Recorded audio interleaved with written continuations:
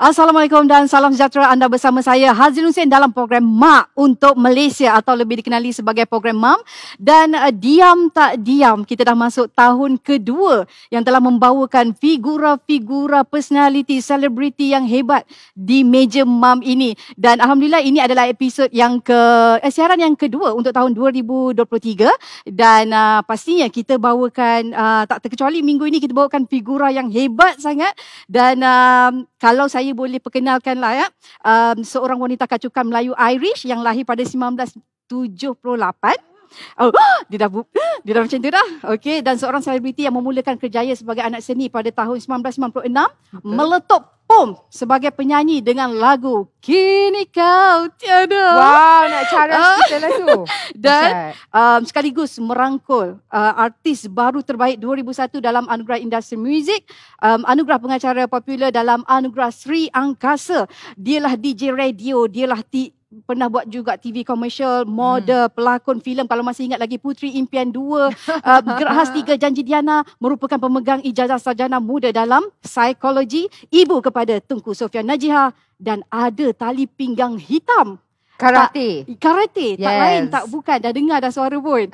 Kita bersama dengan Cik Puan Sarimah Ibrahim. Terima kasih. Tapi awak Apa? tertinggal Ada lagi, sesuatu. Saya pernah buat silat gayung. Silat gayung masa kecil? Masa kecil. Nak tunjukkan Bukan Jufri Jemari je yang bagus. Jufri kan. Cuba tunjukkan sikit. Yang tak payah berdiri. Kena buka bunga. Wow. Macam wayang kulit pun ada. Ada banyak terpendam dalam tu. Ada banyak maksud tersirat tu sebenarnya. Okey, itu kena ada satu sesi lain. Kan? Yes. Apa pun kita nak ucapkan terima kasih sebab Cik Puan sudi datang ke meja MAM ni yang tak seberapa ni. Mak untuk Malaysia. Dan banyak kita nak congkil. Untuk Malaysia. Betul? Mam untuk Malaysia. Boleh? Mama untuk Malaysia. Betul? Maruah untuk mak. Okay. Macam-macam. Cakap pasal maruah, sebenarnya topik kita minggu ini adalah maruah seorang wanita. Sangat penting ni. Sensitif juga topik ni. Dia tak sensitif kalau kita terbuka. Kerana sensitif kerana apa? Setiap orang subjektif topik ni. Maruah tu terletak di mana? Itulah yang kita nak congkil sekejap lagi. Kan. Sebab kalau ikutkan Cik Puan punya, orang kata kalau kita belik-belik buku, belik-belik majalah, kita tahu Cik Puan melalui banyak fasa yang sangat panjang. Yang agak pelik dan agak berlainan. Ya. Itu zaman-zaman jahiliah tu dah berlalu. Sekarang, Alhamdulillah lebih kematangan. sekarang. Itu yang kita nak congkilkan. Tapi sebelum kita nak congkil lebih lanjut lah kan. Kita nak tahulah juga macam mana. Kalau dulu kan, kalau saya dengan kawan-kawan, kalau tahu, kalau seseorang tu berkahwin dengan kerabat diraja, wah, terus masuk kerabat diraja. Mesti kita akan terfikir macam mana kehidupan dia, macam mana kalau pergi istana, kalau macam mana kehidupan rutin dia. Macam mana berlainan tak dengan orang biasa lah. Okay. Itu selalu soalan yang saya dapat. Okay. Selalu, dan persepsi orang selalunya salah.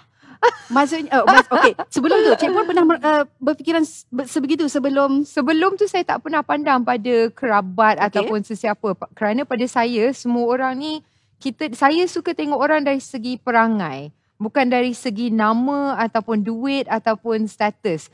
Kerana pada saya, seseorang tu sama ada saya ngam dengan dia atau saya suka dia, terletak pada dia punya, orang kata perangai je. Budi bahasa, sombong ke tak sombong. Jadi pada saya, setiap orang ada dia punya positif dan negatifnya.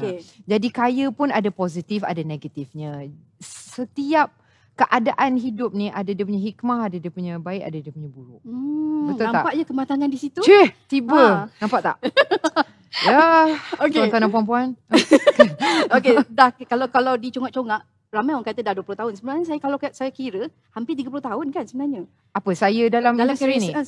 Bermula 26 lebih lah, 27. Matematik saya tak berapa bagus tapi tak apa. Dia hampir kan? Sangat tapi hampir. Dapat B lah tu. 26, 27 macam tu. Kalau nak ikutkan masa tahun 96 macam tu, hala 7 tu berbeza. Dia lebih kepada macam nak try, nak jadi pengacara lah, nak jadi DJ lah, nak jadi itulah, nak jadi pelakon lah, asalkan depan TV lah kan? Betul, tapi kebanyakan orang tak tahu kenapa saya nak jadi semua tu. Kebanyakan orang tak tahu asal usul saya. Macam ayah saya orang Johor, mak saya Irish, tapi kami datang dari keluarga yang sederhana, yang biasa. Kami duduk Subang, duduk Sungai Buloh. Saya sekolah Bandar Baru Sungai Buloh. sebelum saya masuk sekolah international. Kalau tak, saya tak kerti cakap bahasa Melayu. You know what I mean? So saya ke sekolah biasa. Alhamdulillah. And itu memang satu best time of my life lah masa tu. Okay. Dan saya bekerja kerana saya ingin membantu keluarga saya supaya kurangkan beban untuk ayah saya sebenarnya. So ada sekali tu saya jadi student pada 1996. Saya ada 3 kerja at the same time. Saya kerja dekat 3 restoran yang berbeza sambil saya jadi student. Tapi saya termasuk dalam industri hiburan ni. Bukan saya pilih. Bukan saya yang macam, saya akan jadi artis. Saya nak jadi psychologist. Tetapi ada talent scout yang nampak saya, dia kata okay, ada muka, ada rupa. Cubalah saya. Zaman-zaman wajah macam ni. 96. Zaman wajah ni yang kira boleh masuk lah pen agent. Tapi saya masuk je, lepas tu Puteri Impian 2, lepas tu album dan sebagainya dan menjadi sejarah. Kan? Okay. Itu kisah macam mana boleh terjun dalam tu. Tapi yang ambil psikologi tu disebabkan apa? Ada trauma dulu ke? Ada family yang terlibat dengan kemurungan melampau ke? Semua orang ada trauma. Sebenarnya kalau kita fikir, selalunya orang akan katalah saya tak kena pergi jumpa psikiatris ataupun saya tak perlu untuk berjumpa dengan pakar kesihatan mental disebabkan saya ni kira okey. Tapi setiap orang yang ada dalam bilik ni, setiap orang yang menonton ada sesuatu yang pernah berlaku dalam hidup mereka, sama ada kecil ataupun besar. Trauma ni bukan saja kena pukul ataupun kena rogol ataupun sesuatu yang kita nampak, kita lihat sebagai satu trauma besar. Ada juga trauma yang kecil, we say the small T's.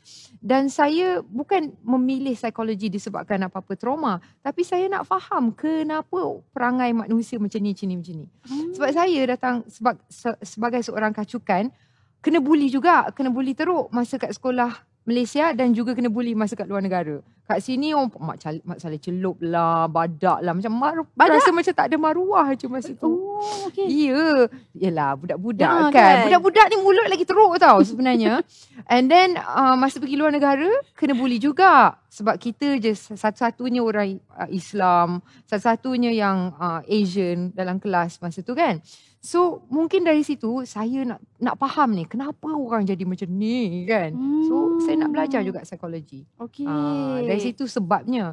Tapi dari segi trauma, semua orang ada trauma. Dan trauma tu kita akan nampak dari segi kelakuan setiap individu yang berlainan.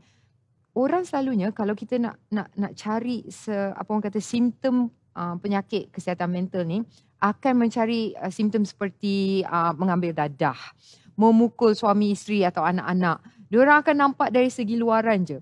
Tetapi dari segi socially acceptable, banyak simptom dia. Bekerja terlalu keras, obses dengan penampilan diri, obses dengan orang lain, lompat masuk keluar perkahwinan. Ini semua ada simptom-simptom trauma dalam hidup. Disebabkan apa yang pernah jadi dululah. Yes. Okey, kita nak tahu apa yang jadi dulu pada Cik Puan Sarimah. So banyak kita ada cerita. game. Dan game ni perlu cakap cepat-cepat. Okey. Tiada Tak ada masalah kot. penerangan lebih lanjut tak ada, dia kena laju je. Game apa ni? Pilih antara salah satu. Ya Allah.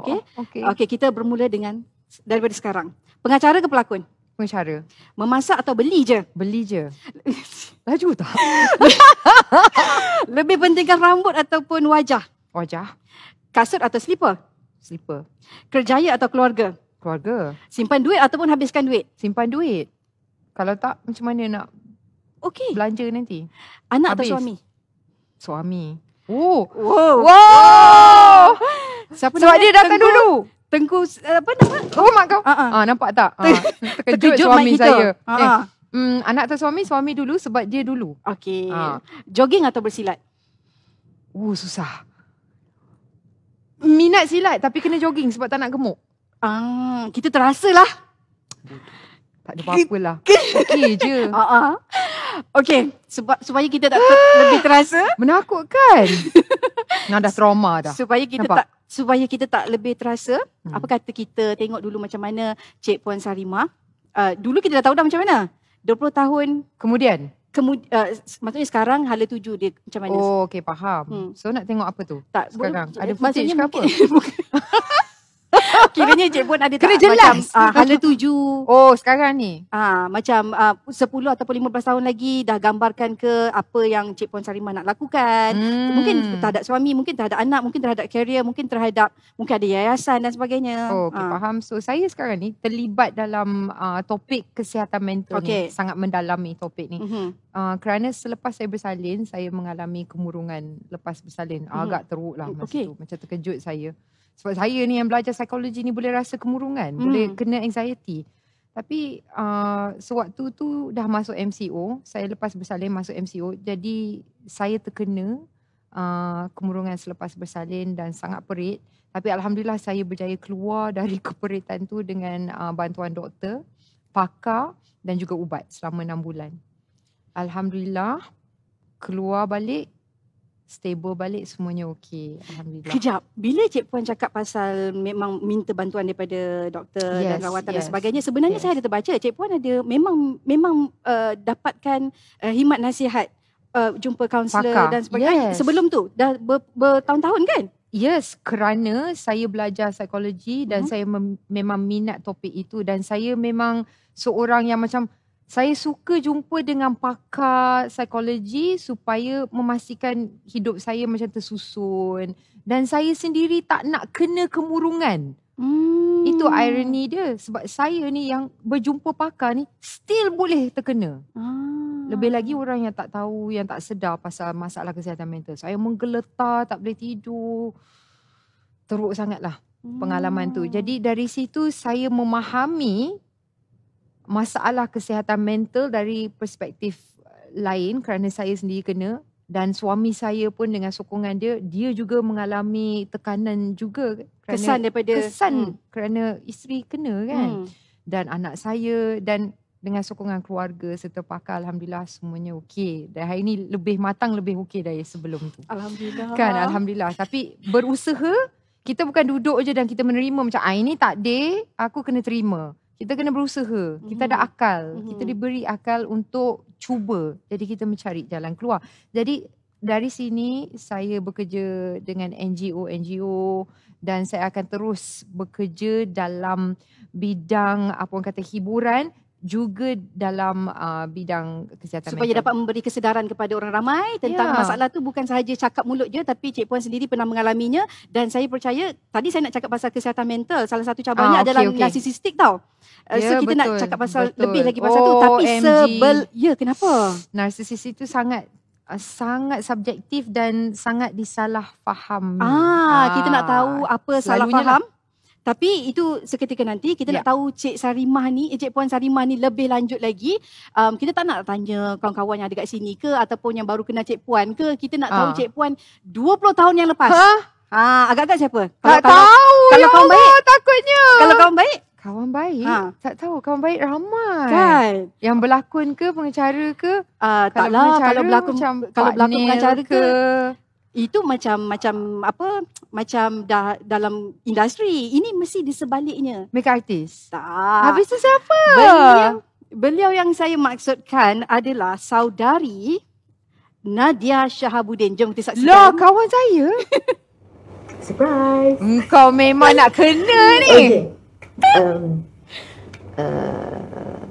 Saya dengan Cik Puan Sarimah sudah bersahabat hampir 20 tahun. That's how long ni kau. And apa yang saya boleh katakan dekat sini, yang Cik Puan kita daripada zaman bujang sampailah dah berumah tangga, sampailah sudah menjadi seorang ibu kepada Sofia. Beliau adalah orang yang sama. Dia down to earth, dia seorang yang naturally kelakar, you know. Her conversation with her is always followed by laugh. Dia naturally kelakar. And dia seorang sahabat yang saya rasa senang dari segi dia tak payah nak jaga hati apa. We can be very open about our thoughts and our conversation, you know. There is no fake about our friendship, I guess. Anyway, selama kita hang out lah as a friend, Cik Puan dia ada 3 makanan kegemaran. Okay, yang dia selalu makan lah. Okay, first, dia suka sangat chicken satay. So, dia suka satay je. Nombor 2, dia sangat suka coklat. Bagilah dia apa-apa coklat, dia memang suka coklat. Dan yang ketiga, dia suka peanut butter. So, anything with peanut butter dia suka. Tetapi, walaupun dia suka makan, dia enjoy food, dia sangat menjaga porsi makanan yang dimakan. So, selalunya dia akan order macam-macam. Dia akan makan sikit. Yang lain, babe, tolong habiskan. Babe, can we share this? Babe, selalu I tukang habiskan untuk dia. That's one. Lepas tu, it's not a secret that she love to work out. But on top of that, dia juga pandai menjaga nutrisi dia. Di mana sebab itulah kita boleh tengok lifestyle dia healthy, badan dia healthy and she have that figure at that age. Selain daripada tu, dia sangat committed dengan kerja. I would say that she's very committed to the point that she will cancel her dates with me or with some friends, even though we plan dinner, we plan tea time, and suddenly if something dia ada kerja last minute, tiba-tiba dia lah akan kerja kan. So she will drop everything and she will focus. She will do the research and everything. I really salute that. I respect that. Okay, yang ni ramai tak tahu. Cik Puan Sarimah is a very hands-on mother. She's very good at changing diapers. And there's one point in her motherhood period that dia tak ada helper. So she and Tunku Jamie, her husband, they manage the baby by themselves. So dia orang memang hands on in parenting. Dia orang memang hands on, and Sarimah is a very hands on mother. So I memang salute lah her capability to change diapers, to feed Sophia. I was like, wow. Itu antara, I rasa ramai orang tak tahu. Orang selalu ingat, oh dia Cik Puan, dia ada 7-8 orang helper, dia ada dedicated. No, she do it all herself dengan and is a good teamwork dengan suami Cik Puan, Tunku Jamie. So I think that's all yang I boleh review for now. And I appreciate our friendship, babe. Take care. We meet up over coffee soon. I'll see you later and surprise again. Bye. Ini kawan yang nakal tau sebenarnya. Diam-diam tu. Tadi sewaktu VT ni dipertontonkan, Cik Puan yang saya cakap macam, iyalah memanglah anak kan, makan kan. Macam, Yes. Tapi orang menyangkakan tak sebegitu. Persepsi orang lain sangat dengan yang sebenar. Yes. Tapi memang Cik Puan sendiri yang nak benda tu, selesa begitu. Ya, saya suka sebab saya Kak Long. Kepada tiga orang adik lelaki. So jarak antara kita orang agak jauh, 6 tahun gitu. So dah biasa. So setiap kali anak relax, mak mengandung. Abah boleh tak jauh sikit kan? Kan? So dah biasa dengan budak-budak. So benda tu okey. So I tak suka helper yang jaga sebab nanti rasa macam kita tak close dengan anak kita. Sebab bila dia nangis, bila dia tengah susah, bila kita tengah stres tu yang sebenarnya kita punya hubungan dengan anak tu boleh rapat kan. Bagusnya. Okey, tadi kita ada hutang, itu kita buka satu rahsia je yang kan? Pertama. Satu je. Tapi insyaAllah lah kalau ada dua nanti kita tengok macam mana. Okey, sebelum tu tadi kita cakap pasal ramai orang salah faham pasal narcissistic. Yes. Maksudnya, tapi kenapa kamu ungkit perkataan tu? Okey, disebabkan sekarang ni kalau dulu kita tengok dia macam trend tau. Dulu macam meroyan.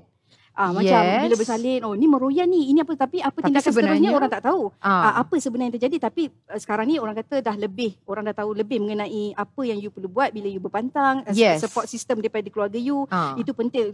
Tapi sekarang ni trend, kalau kita tengok dekat TikTok, dekat media sosial ke apa, narcissistic ni ada dalam kalangan masyarakat. Ini dah jadi satu trend, perkataan trend sebenarnya. Tapi bahaya bila dah jadi satu trend ya, sebab salah penyalahgunaan dan tidak faham secara dalam apa benda tu sebenarnya narcissistic tu.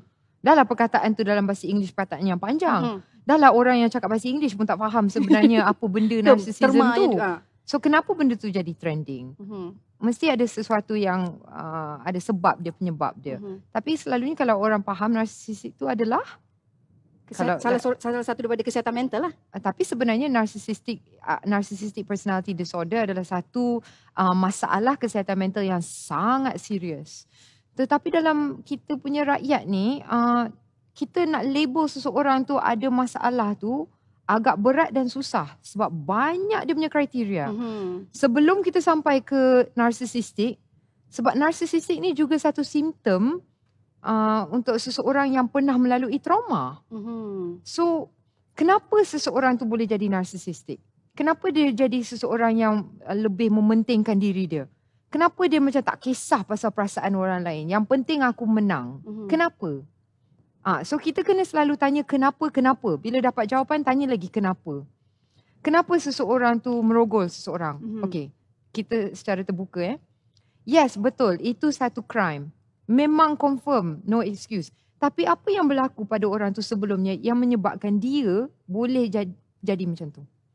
Kita sebagai rakyat ni, kita harus break down tau. Setiap masalah gejala sosial lah yang dinamakan masalah lah. Sama ada menagih dadah ke, memukul ke, mendera. Yang kita pandaikan react tau. So siapa yang narsisistik? Adakah kita yang menghukum orang lain sebenarnya yang narsisistik? Macam, aku tak pernah macam tu. Aku ni baik. Engkau yang jahat. Engkau yang buat salah. Bukan aku. Hari ni, esok kita tengok engkau pula macam mana. Do you know what I mean? So, narcissistic tu, kita tak boleh play around with that word. Because di sebalik semua perkara yang berlaku, yang kita buat, ada sebab dia.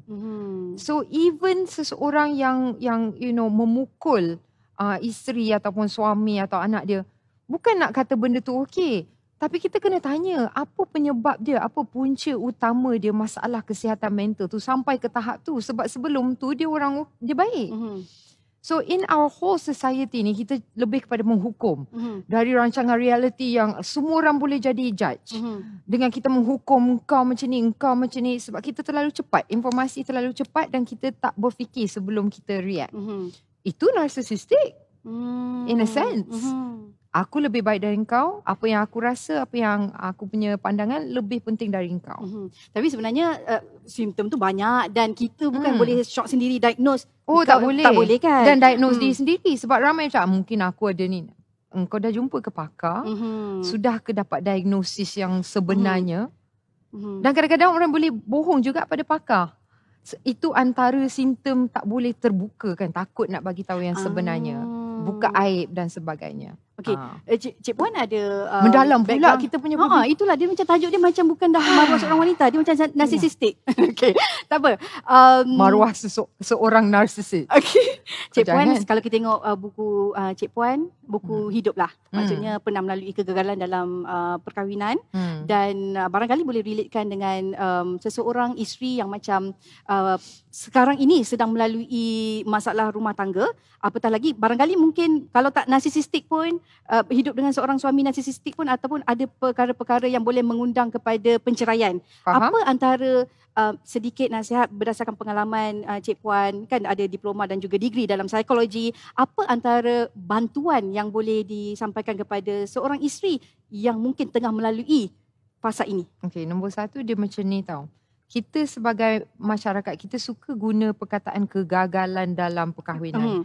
Padahal dia bukan kegagalan. Dia adalah satu pelajaran. Kegagalan dalam psikologi kita, masyarakat Asia ni, masalahnya kita lebih fokus terhadap selalu dapat A, nombor satu dalam kelas, menang itu, menang ini, duit banyak, jadi CEO dan sebagainya. Jadi kalau kahwin tu kena bahagia sentiasa, anak kena ramai dan sebagainya. Jadi bila seseorang tu tidak kesampaian, tak ada jodoh yang kesampaian, dilabel sebagai satu kegagalan. Tetapi setiap yang berlaku ada hikmah dia. Kita mungkin tak nampak sekarang. Kalau sekarang ni kita tengah melalui tu dan dilabel sebagai kegagalan, jangan label dulu kalau boleh. Kita kena lihat macam jangan tengok apa dia buat kat kita, siapa salah, siapa betul, siapa yang jahat, siapa yang narsisik, itu tak penting. Kita kena tengok secara jangka masa panjang dalam hidup kita ni, adakah ini satu fasa yang akan mengajar saya untuk membuat pilihan yang lebih baik dalam masa yang akan datang. Jadi dia bukan satu fazah kegagalan, dia satu fazah pelajaran. You know? Itu yang membuatkan Cik Puan memilih untuk orang kata memulakan kehidupan lagi. Yes. Sebab ada orang dah jadi sesuatu Dah macam that's it. okey dah aku tak nak dah cukup lah ni apa semua tu kan. Tapi sebenarnya jangan kata itu satu kegagalan tapi satu pelajaran Dia satu untuk pelajaran. memperbaiki. Sebab kalau kita tak dapat pengajaran pun, satu perkara yang kita dapat, satu penjelasan, jangan pilih yang macam ini lagi. Sekurang-kurangnya, kalau kita tak dapat kebaikan, kita dapat satu penjelasan. Jelas dan nyata, I tak boleh dengan orang macam ini. Dan dia tak boleh bersama dengan orang macam aku. Mungkin ada orang yang lebih sesuai dengan dia dan ada yang lebih sesuai dengan aku. If you can think that way, you boleh keluar dari kelompok victim macam kesian kat aku. Sebab kita nak kesian kat diri kita ni kadang-kadang terlampau, itu yang jadi victim mentality. Dan dari situ kita datangnya apa orang kata the sense of macam helplessness, tak ada orang nak bantu aku. Dan dari situ kita pula yang jahat nanti. Nanti kita akan buat ke orang lain. Sebab dulu aku kena. Jadi dia berulang, tahu tak? Jadi macam aku dah kena trauma, aku akan ulang semula trauma tu sebab aku dah kena. Kalau aku dah kena, dah survive, engkau pun boleh kena. Jadi dia macam ni. Dia satu, you can say cycle. So kita kena keluar dari cycle tu. Keluar dari kelompok yang macam kesian kat aku. Okey, aku kesian kat engkau sekejap. Sekarang ni kau nak buat apa? Bagi masa kat diri sendiri untuk kesian kat diri sendiri. Bagi masa untuk kita, orang kata heal balik. Sebab yelah luka, dia tak cepat sembuh. Tapi kita kena nyata dah ada luka. Nak kesian, tak baik juga. So apa yang kita boleh buat? Tindakan seterusnya tu. Yes. Belajar, okay, lain kali aku jangan buat macam ni. Tak kena macam ni. So kita cuba ke depan je. Kalau kita stay back je, forever macam tu. Lepas tu kita akan balas dendam pula nanti. So, lepas tu kita akan justify. Aku buat macam ni sebab dulu kena ni. Dia tak berakhir. So kita kena bertanggungjawab. Okay, benda tu hancur. Okay, gagal boleh. Tapi sekarang jelas jangan buat macam ni. Pilih lebih baik. Okay. Ingat? Pilih lebih baik dan apa tindakan seterusnya itu memainkan peranan yang sangat penting berbanding menyalahkan, saling menyalahkan dan sebagainya. Okey. Alhamdulillah kehidupan Cik Puan sekarang lebih saya kira lah secara peribadi lebih teratur, lebih tenang dan kita faham akan ada plus minus di sana sini. Biasa. Tetapi apa yang penting sekarang Cik Puan pun dah ada seorang anak umur 4 tahun ke 5 tahun masuk 3. Tapi dia tinggi, dia besar, dia nampak macam 5, baju dia pun macam baju untuk 5 tahun tapi dia 3 je. Buli anak ya. Okey. Tak ikut mami. Kita nak tengoklah ada tak sutradara yang nak bully Cik Puan Sarimah kita 20 tahun yang lepas yang mengambil beliau sebagai salah seorang pelakon dalam filem apa? Filem Aziz Man ke? Puteri Impian 2. Jom kita saksikan. Untuk filem sequel Puteri Impian 2 ada satu watak ni yang saya berkandakkan muka barulah. Jadi muncullah seorang gadis yang ada orang kata ciri-ciri kacukan. Bila saya tahu dia fasih berbahasa Malaysia, maksudnya ujian pertama tu memang lulus lah. So apa yang saya lakukan ialah saya mengadakan wawancara, interview, berbual dengan dia. Saya nak tahu sejauh mana pengetahuan dia, pengetahuan atau sebagainya kan, itu kan. Dia respon tetapi dengan muka yang curiosity, orang kata you tak nak you tak nak cuba tengok bakat saya boleh bakun ke tidak. Saya kata you dah datang sini merupakan satu orang kata usaha yang peringkat pertama tu dah lulus kerana ada usaha untuk datang untuk uji bakat. So apa jawapan dia? Okay, so you testing my IQ. Saya tersentak macam tu kan. Dia menganggap apa yang saya lakukan ialah untuk menguji IQ dia. Which is actually sedikit ada kebenaran dalam benda tu. Jadi, terus automatically saya merasakan dia ni bukan calon-calon orang. Dia ni seorang gadis yang sangat-sangat bijak. Kan? Sangat bijak. tanpa berfikir panjang, saya beritahu penerbit, gadis ini memang sangat-sangat berpotensi dan saya rasa saya akan ambil dia untuk berlakon dalam Puteri Impian 2. Dan lebih-lebih lagi dia mempunyai nama yang sangat-sangat ikonik. Nama seperti seorang siniwati terkemuka, Sarimah. Dipendekkan cerita, apabila kita menjalani penggambaran, Sarimah Ibrahim ataupun sekarang dikenali sebagai Cik Puan Sarimah Ibrahim pernah bagi tahu saya tak tanya dia pun, dia kata Abang Aziz yang memperkenalkan dia. So bukan saya claim, dia yang bagi tahu. Abang Aziz yang memperkenalkan dia ke pesada seni, kan. Jadi sebagai seorang pendatang baru, dia telah menunjukkan satu bakat yang sangat-sangat cemerlang, komitmen yang sangat-sangat baik dan terbukti sehingga sekarang dia adalah seorang yang sangat-sangat hebat dari segi bakat dia yang pelbagai. Perangai dia yang saya tengok daripada dulu, popek dia daripada dulu. Kan? Dia bakat semula jadi. Dia popek daripada dulu, maksud kita perlu tahu walaupun dia popek daripada dulu, tetapi isi popek dia apa? Kan? Bukanlah orang kata popek tu gosip ke ataupun cerita hal tepikan orang, tak ada. Dia mempunyai ilmu yang cukup tinggi. Kan? Which is saya assume dia banyak membaca, dia banyak membuat kajian apa semua. Itulah dia Cik Puan Sarimah Ibrahim yang saya mengagumi dia. Dan juga tahniah di atas kecemerlangan dia sehingga mencapai ke tahap apa yang dia, di mana dia berada sekarang ini. Okey, terima kasih Abang Aziz. Kenapa? Tahu pula nak cakap, tiba rasa emotional pula. Wow, last jumpa Abang Aziz bila? Saya jumpa dia masa syuting baru-baru ni. Oh, Tapi pernah.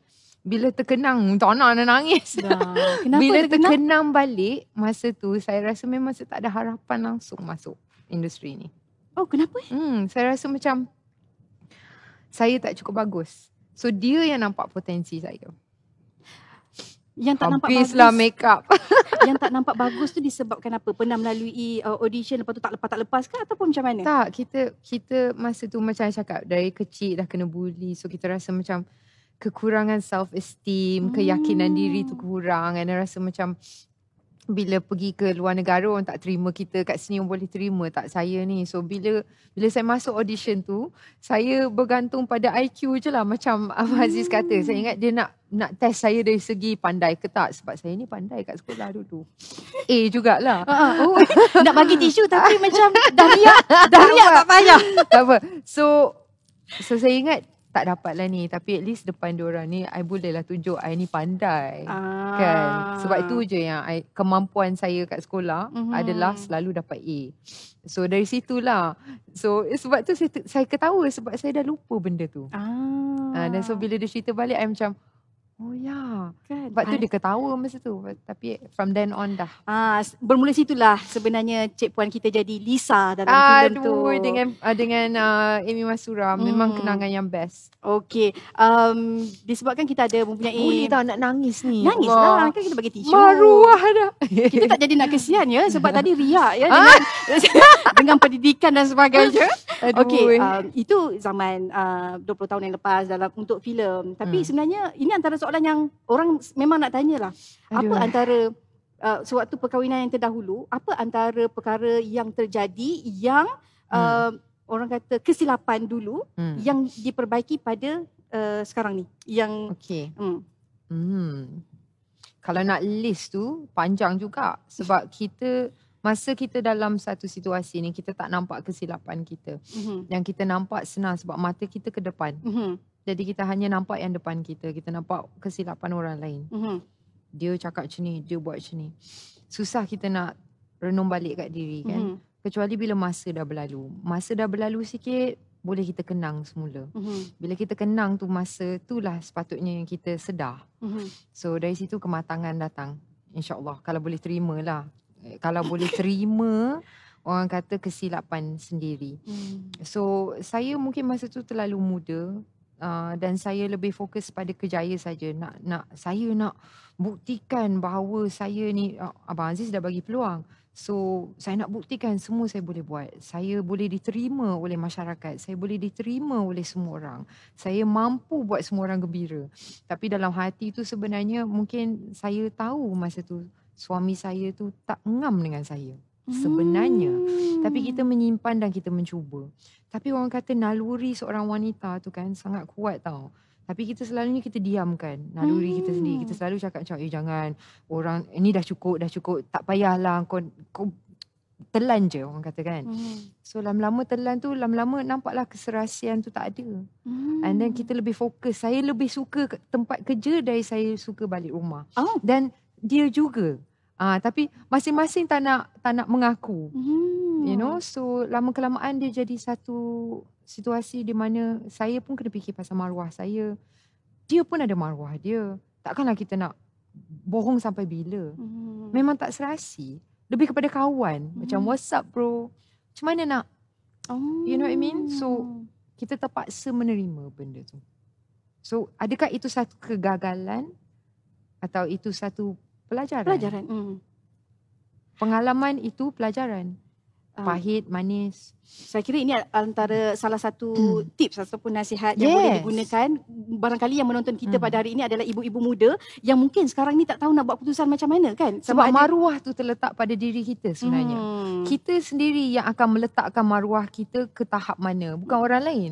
Kita jangan bagi maruah kita ni orang lain menilai macam, wah kau ni orang bagus, kau ni baik, kau ni seorang yang you know I suka tengok you. Jangan. Kita kena bagi level maruah tu, markah 0 sampai 10. Out of 10, berapa maruah I?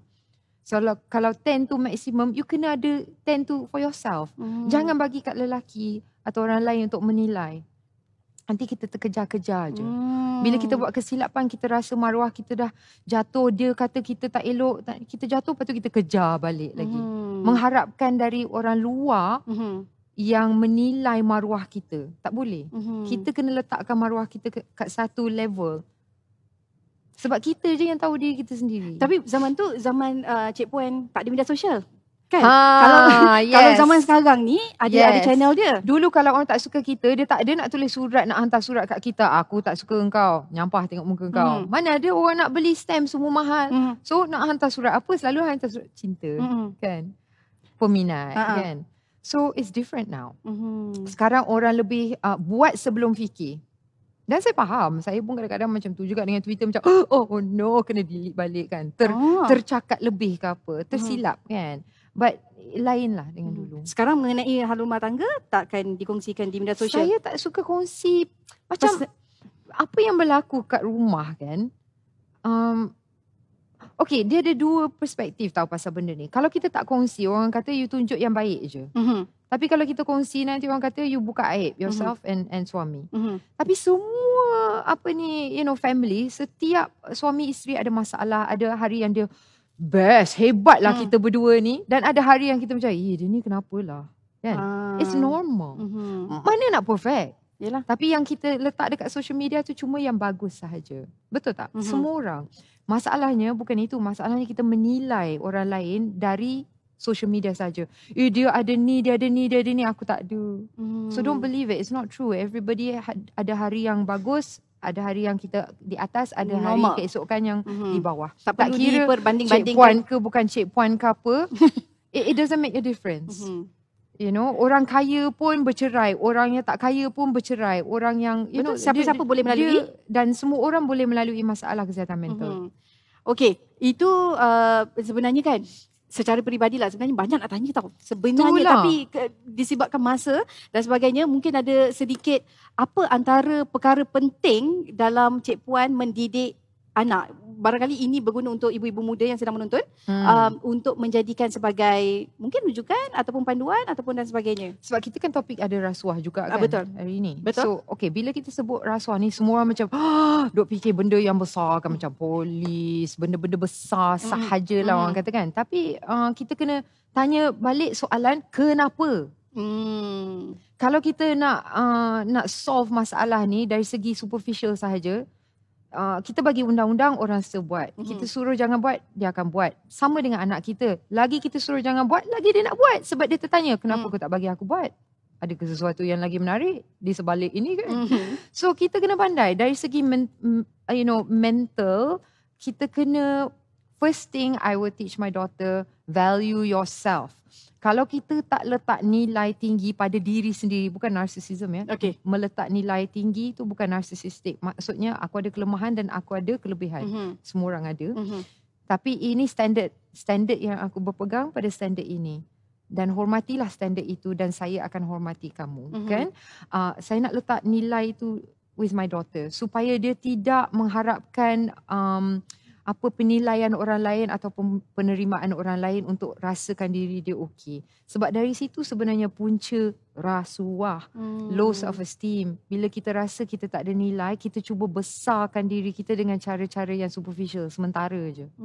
Kita tidak berusaha, kita tak mau susah sebab kita nak cepat dapat kepuasan, done. Tapi dia punya consequence teruk lah nanti. So I want to instill in her a sense of macam nilai dia tinggi seadanya. Dia tak payah nak glamour, dia tak payah nak dapat 15A, dia tak payah nak cantik. Itu tidak meletakkan maruah dia ataupun nilai dia tinggi. Dia sendiri yang tahu nilai dia. Kita semua tahu nilai kita. Hari ni kan kita banyak belajar daripada Cik Puan sebenarnya. Tiba. Dan betul, sebab yang paling penting kan, yang saya paling suka sekali part yang macam kalau apa-apa terjadi, walaupun benda tu negatif, persoalan pertama kenapa? Dia jadi begitu. Itu yang sebenarnya bukan sebab siapa tau. Bukan terus judge. Oh, you macam ni, you macam ni. Tak, tapi kenapa dia ni? Kenapa tu kena replace siapa? Kita selalu macam dengar cerita kan, siapa boleh tak kita tanya, kenapa Kenapa berlaku? Kenapa dia buat macam tu? Kenapa dia cakap macam tu? Kalau kita buka perbincangan dengan kenapa dan bukan siapa, orang tak akan rasa macam kena attack. Lagi orang terbuka nak cerita yang sebenar. Okey, itu pelajaran pada kita pada minggu ini. Okey, datang balik ke minggu depan? InsyaAllah lah, sebab nampak macam ada kesinambungan yang kedua. Itulah. Apa pun kan kita di MAM ni rasa cukup bertuah sebab Cik Puan sudi bersama dengan kita berkongsi banyak sebenarnya nangis pelajaran. Tau. Menangis saya lagi. jarang menangis tau. Riak pun ya. Riak sekejap. Tapi tak apa, kita tanya kenapa dia riak. Itu sebenarnya. Okey, itu tajuk minggu depan. Kenapa Cik Salah Puan ke riak? Salah ke riak? Beza riak dengan bangga. Itu nanti kita akan bincangkan. Apa pun kita nak ucapkan dan terima kasih kepada Ayam Gepuk Pak Gembos yang sudi menyajikan makanan. Dah makan Kita makan tadi. Menyajikan makanan pada hari ini. Dan terima kasih kepada penonton-penonton kita di studio dan juga kepada yang menonton kita menerusi platform digital Sinar Harian. Dan insyaAllah siaran ini boleh dilihat kembali di semua platform digital Sinar Harian. Dan jangan lupa untuk tekan butang like dan juga subscribe channel YouTube Sinar Harian agar tidak terlepas untuk saksikan program-program di bawah. Saya lupa nak cerita. Apa? Mungkin saya akan berlakon lagi. Bila? Tu je, sambung lagi nanti. Macam tu jadi bahagia. Apa pun kita di MAM mendoakan semoga Cik Puan terus lebarkan sayap, terbang lebih tinggi lagi dan juga bersama dengan keluarga bahagia hendaknya, bersama dengan seorang anak yang cukup cantik. Amin. Okay. Thank you. Terima kasih. Sama-sama. Terima kasih menjemput saya. Kata nak sambung belajar? Akan. Okay. InsyaAllah. Tak pernah habis kan? Banyak benda saya nak buat lagi ni sebenarnya. Itulah kita nak tanya maklumlah lagi. Baru umur 32 kan. 45. Okey, terima kasih Cik Puan Salimah Ibrahim sudah bersama dengan kita. InsyaAllah kita jumpa lagi. Bye-bye. Bye. Assalamualaikum. Assalamualaikum. Thank you.